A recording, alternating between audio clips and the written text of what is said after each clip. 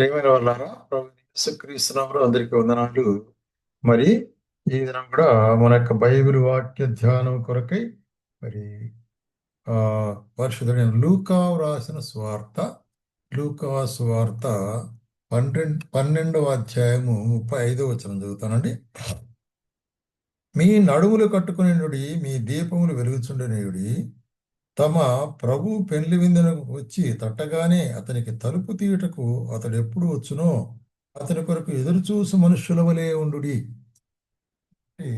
ఇక్కడ ప్రభు మరి శిష్యులకు చెప్పేటువంటి కార్యం ఏంటంటే, మీ నడుములు కట్టుకునేండుడి, మీ దీపములు వెలుగుచుండనీయుడి. నడుములు కట్టుకుని ఉండుట అనేటువంటిది ఒక సిద్ధపాటు, గెట్ రెడీ అనేటువంటిది, అంటే ఒక సిద్ధపాటుకు సాదృశ్యంగా ఉందన్నమాట. ఇప్పుడే కానీ నడుములు కట్టుకొనుట అంటే అంటే ఇంకా పని చేసేదానికి సిద్ధపాటు అనేటువంటి విషయం చెప్పచ్చు. ఎందుకంటే ఎందుకు చెప్తున్నారంటే, మరి పెళ్లి ముందుకు పెళ్లి కుమారుడు రానంటున్నాడు, ప్రభు రానంటున్నాడు, కాబట్టి మీరు సిద్ధపాటుతో ఉండాలా అనే కార్యాన్ని. కాబట్టి పరిశుద్ధాత్మను బయలుపరిచే కార్యము ఏ ఏ విషయాల్లో మనం సిద్ధపాటుగా ఉండాలా అనే కార్యాన్ని మనం చూసినట్లయితే, యెషయా గ్రంథంలో ఒక మాట చెప్తాడు. యెషయా రాస్తూ 49వ అధ్యాయం 8వ వచనంలో, యెహోవా ఇలాగ సెలవిస్తున్నాడు, అనుకూల సమయమందు నేను నీ మొర ఆలకించి నీకు ఉత్తరమిచ్చి తిని, రక్షణ దినమందు నిన్ను ఆదుకుంటుని, బయలువెల్లుడి అని బంధించబడిన వారితోనూ బయటికి రండిని చీకట్లో ఉన్న వారితోనూ చెప్పుచు దేశమును చక్కపరిచి పాడైన స్వాస్థ్యమును పంచిపెట్టుటకై. కాబట్టి బంధించబడిన వారు, ఇది ఒక ప్రవచనముగా ఉంటుంది అన్నమాట.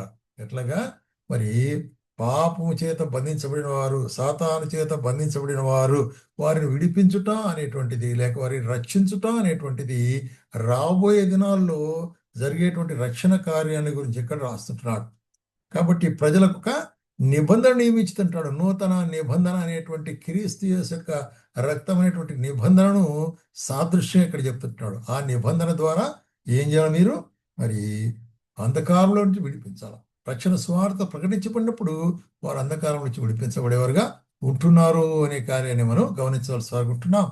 అట్లాగే తిమోతికి రాస్తూ, తిమోతి కూడా అపోస్తలుడైన పౌలు కూడా ఏమంటాడంటే, తిమోతికి రాస్తూ మరి ఎస్ 2వ తిమోతి 4వ అధ్యాయము 2వ తిమోతి 4వ అధ్యాయం 2వ వచనంలో ఏమంటాడంటే, వాక్యము ప్రకటించుము, సమయమందును అసమయమందును ప్రయాసపడము, సంపూర్ణమైన దీర్ఘశాంతముతో ఉపదేశించు, ఖండించు, గద్దించు, బుద్ధి చెప్పుము. కాబట్టి మరి సిద్ధపడుట అనేటువంటి దాంట్లో ప్రథమ అంశం ఇక్కడ చెప్పేది ఏంటంటే, సువార్త చేసేదాని కొరకై, దేవుని పని చేసేదాని కొరకై, దేవుని రాజ్యముల గురించి చెప్పేదాని కొరకై సిద్ధపాటుగా ఉండాలి మనం ఎల్లప్పుడూ.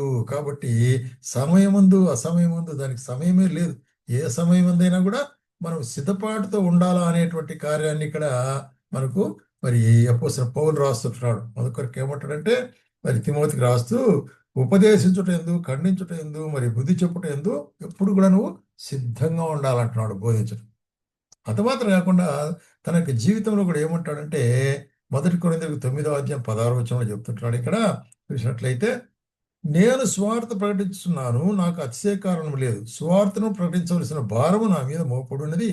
అయ్యో, నేను సువార్త ప్రకటింపపోయినలా నాకు శ్రమ. కాబట్టి సువార్త ప్రకటించుట కొరకే సిద్ధపాటు అనేటువంటిది మన మొట్టమొదటి అంశం. కాబట్టి సువార్త ప్రకటించకపోతే అయ్యో అంటున్నాడు. అంటే మరి నాకు కష్టము అంటున్నాడు అన్నమాట. అది అర్థం. కాబట్టి స్వార్థ ప్రకటించుట అనేటువంటిది ప్రాముఖ్యమైన విషయముగా మనం సిద్ధపాటుతో ఉండాలి ఎప్పుడే కానీ, సమయమందును అసమయమందును. రెండవది సిద్ధపాటు గురించి మనం చూసినట్లయితే, యోహాను సువార్తలో 13వ అధ్యాయంలో యేసు ప్రభు శిష్యులతో కూడా ఇక్కడ పస్కాను మరి ఆచరిస్తుంటున్నాడు.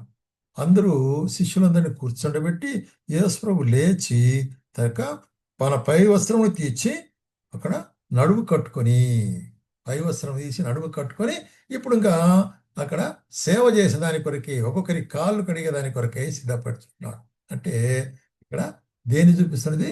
సేవా పరిచర్య కొరకైన సిద్ధపాటు. రెండవది, మొట్టమొదటిగా మనం చూసినాము స్వార్థ పరిచర్య కొరకైన సిద్ధపాటు, ఇక్కడ సేవా పరిచర్య కొరకే. ఆ విధంగా ఒక్కొక్కరి కాళ్ళు కడుగుతూ యేసు ప్రభు ఏమంటాడంటే 12-14 వచనములో, కాబట్టి ప్రభువును బోధకుడు నేను మీ పాదములు కడిగినట్లా మీరు ఒకరి పాదములు ఒకరు కడగవలసి ఉండును.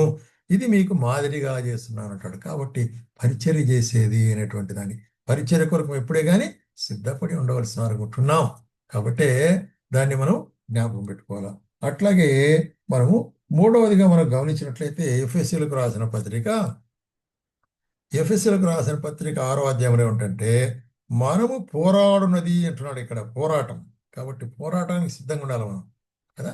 పోరాటానికి సిద్ధంగా ఉండాలంటే ఏలైనగా మనం పోరాడనేది శరీరంతో కాదు కానీ ఆ ప్రధానులతోనూ అధికారులతోనూ ప్రస్తుత అంధకార సంబంధమైన లోకనాథులతోనూ ఆకాశ మండలం వందున దురాత్మల సమూహతోనూ పోరాడుచున్నాము. కాబట్టి విశ్వాసులు మనకు విరోధులు ఎవరు?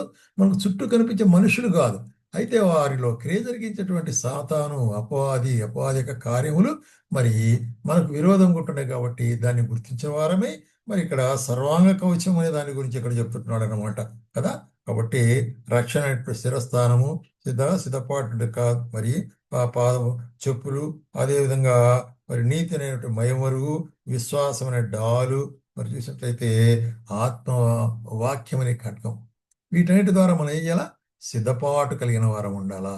ఎందుకంటే విశ్వాసులను ఓడించదాని కొరకై ఎప్పుడే కానీ సాతానుడు సిద్ధంగా ఉంటాడు. కాబట్టి మనం దేని కొరకు సిద్ధపడాలా? పోరాటము కొరకై, ఆత్మీయమైన పోరాటము అని మనం చూస్తున్నాం. అట్లాగే మనం మత్తయి సువార్త 24వ అధ్యాయంలో మత్తయి సువార్త 24వ అధ్యాయము చూడండి. మత్తయి సువార్త 24వ అధ్యాయంలో ఇక్కడ మనం గమనించే కార్యం ఏంటంటే 42వ వచనం. కావున ఏ దినమున మీ ప్రభు వచ్చునో మీకు తెలియదు కనుక మీరు మెలకువగా ఉండుడి కదా.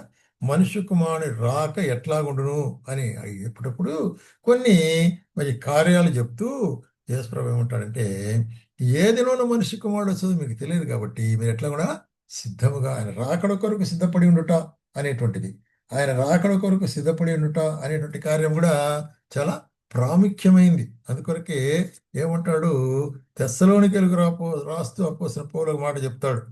మరి మీరందరూ వెలుగు సంబంధులు, మనం రాత్రి వారం కాము, చీకటి వారం కాము. అతరుల వలె నిద్రపోక మెలకువగా ఉండి మత్తులుగా ఉండక ఉందు అంటున్నాడు. ఎందుకంటే ఆయన రాకడ సమీపం. కాబట్టి ఆయన రాకడ కొరకే మేలుకొని ఉండుట, ఆయన రాకడ కొరకే ఎదురు చూసేటువంటి కార్యాన్ని గురించి ఇక్కడ మనం సిద్ధపాటు కలిగిన వారమై ఉండాలా అనేటువంటి కార్యం చెప్తుంటున్నాడు. అట్లాగే మనకి ఇక్కడ మరి మత్తయి సువార్త 25వ అధ్యాయంలో చూస్తున్నాము 10 మంది కన్యకల గురించి చూస్తున్నాం. 10 మంది కన్యకలు, వారిలో 5 మంది బుద్ధి కలిగిన వారు, 5 మంది బుద్ధి లేని వారు. వీరందరూ కూడా పెళ్లి కుమారుని సంధించడానికి వచ్చింటున్నారు. అంటే ఇది ఒక సాదృశ్యముగా పెళ్లి కుమారుడు అంటే యేసుక్రీస్తును సంధించడానికి వచ్చినారు. అయితే అందరూ సంధించలేకపోయినారు. కారణం ఏంటంటే కొంతమంది నిద్రపోయి మేలుకొని సిద్ధపాటు లేకుండా ఉంటున్నారు. వారి యొక్క దీపాలు ఆరిపోయేట్టుగా ఉంటాయి. అయితే కొంతమంది సిద్ధపాటుతో వారి యొక్క దీపములు అనేటువంటిది అంటే వారి ఆత్మలో మరి అక్కడ జీవం ఉంటున్నది, అక్కడ ఎదురుచూపు ఉంటున్నది, ఆయతపాటు ఉంటుంది, నూనె ఉంటున్నది, పరిశుద్ధాత్మ యొక్క క్రియ ఉంటున్నది. కాబట్టి ఏమైంది? ఇదిగో పెళ్లి కుమారుడు అని చెప్పిన వెంటనే వారందరూ సిద్ధపాటు గల 5 మంది లోపలికి వినారు, తలుపేయమనేది. కాబట్టి పెళ్లి కుమారుని యొక్క మరి విందుకు లేక పెళ్లి కుమార్తె అంటే సంఘము, అదే మనకు దీనికి సూచనగా ఏం చూస్తున్నామంటే ప్రకటన గ్రంథము 19వ అధ్యాయము 6వ వచనములో అప్పుడు గొప్ప జనసమూహ శబ్దమును విస్తారమైన జలముల శబ్దమును మరి నేను విన్నానంటున్నాడు. ఎందుకు? మన ప్రభువు దేవుడును ఏలుచున్నాడు, ఆయన స్తుతించుడి. గొర్రెపిల్ల వివాహ మహోత్సవం వచ్చినది, ఆయన భార్య తను తాను సిద్ధపరచుకునేటువంటిది. కాబట్టి గొర్రెపిల్ల అంటే క్రీస్తు యేసు, ఆయన భార్య అంటే సంఘము. కాబట్టి ఆయన భార్య అంటే సంఘము, గొర్రెపిల్లకు వివాహము జరగనేటున్నది అంటే సంధించనేటున్నారు అనేటువంటి కార్యాన్ని గురించి ఇక్కడ చెప్పబడుతుంది. కాబట్టి దాని కొరకు కూడా మనం సిద్ధంగా ఉండాలి. కాబట్టి ప్రియమైన సోదరి మీరు మరి సిద్ధముగా ఉండు, మీ నడుములు కట్టుకునేటువంటి అంటే సిద్ధముగా ఉండాలి. సువార్త ప్రకటించడానికి సిద్ధంగా ఉండాలి మనం. అట్లాగే మరి చూసినట్లయితే సేవ చేసేదానికి సిద్ధంగా ఉండాలా, మరి శత్రుతో మరి పోరాడేదానికి సిద్ధంగా ఉండాలా. అట్లాగే మరి యేసు ప్రభు వచ్చినప్పుడు ఆయన సంధించడానికి సిద్ధంగా ఉండాలా. మరి ఎంత మాత్రం కాకుండా పెళ్లి కుమారుని దర్శించి ఆయన సంధించడానికి మనం సిద్ధంగా ఉండాలి. ఆ విధంగా సిద్ధంగా ఉండటకు ప్రభు మనకు సహాయం చేయనుగాక. ఎందుకంటే ఇది మన యొక్క జీవితాల్లో అనుదినము ఇటువంటి మెలకువతనం మనకు కలిగిన వారు ఉండవలసిన వారు ఉంటున్నాం. ఆ విధంగా ఉండటకు ప్రభు మనకు సహాయం చేయనుగాక.